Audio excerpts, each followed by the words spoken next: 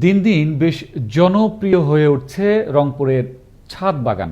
প্রথমত শখের বশে ছাদ বাগান শুরু করলেও বিষমুক্ত সবজি ও ফলের চাহিদা মেটানোর পাশাপাশি সবুজ নগরী গড়ার অংশীদার হতে এগিয়ে আসছেন অনেকেই। সংশ্লিষ্টরা বলছেন, ছাদ কৃষির মাধ্যমে সৌন্দর্য বৃদ্ধির পাশাপাশি মানুষের জন্য স্বাস্থ্যসম্মত কৃষিতে এর অবদান কম নয়। রংপুর থেকে মাহফুজ আলম প্রিন্সের প্রতিবেদনে থাকছে বিস্তারিত।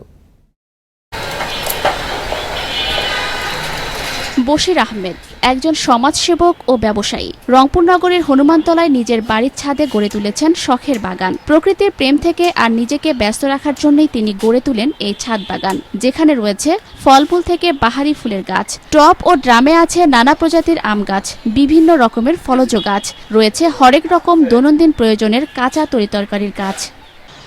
নিজেকে ব্যস্ত রাখার জন্যই এই ছাদ বাগান। এই কমলা দেখতেছেন, এই যে এখানে কমলা আছে, তারপরে এই যে বেগুন, আমি মোটামুটি লাউ, শাকসবজি, তারপরে দেখতেছেন এই যে কফি, আরো অনেক কিছু।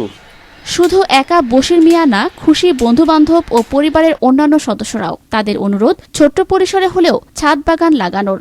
নিজেদের গাছ থেকে আম খাচ্ছি, কাঁঠাল খাচ্ছি, লাউ খাচ্ছি, বেগুন, সিম, সব ধরনের খাবারই আমি এখানে রাখছি। আমি চাই সবাই যেন ওরকম করে আমাদের মতো ছাদ বাগান করে। ও সাইড দিয়ে মুরগি আছে, কবিতর আছে, এগুলো মনে করো টাটকা খাবার সবসময় খাই। মানুষের যে একটা ভিতরে মনের চাহিদা থাকে, এটা ছাদ বাগানে আসলেই সেই চাহিদাটা আংশিকভাবে পূরণ হয়ে যায়। তাই আপনাদের প্রতি আমার বিশেষ অনুরোধ থাকবে যে নিজের ক্ষুদ্র পরিসরে আপনারা এই গাছগুলো লাগাবেন। আর কৃষি কর্মকর্তারা বলছেন, নগরীতে পরিকল্পিতভাবে ৩৩০টি বাড়িতে ছাদ বাগান গড়ে উঠেছে। যেসব বাড়িতে ছাদে বাগান করার সুযোগ আছে সেগুলো নিয়ে কাজ করছেন কৃষি কর্মকর্তারা। ছাদ বাগান আসলে শখের কৃষি হলেও এটা মানুষের জন্য একটা স্বাস্থ্যসম্মত কৃষি। এই রংপুর জেলায় সব মিলে ৩৩০টি ছাদ বাগানের এখানে অস্তিত্ব পাওয়া যায়। ছাদ বাগানি যারা আছে তাদের পাশে সবসময়ই এই কৃষি কর্মকর্তারা আছে।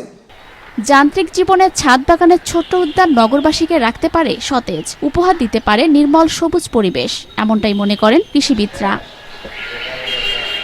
নয়নমণি, আনন্দ টিভি, ন্যাশনাল ডেস্ক।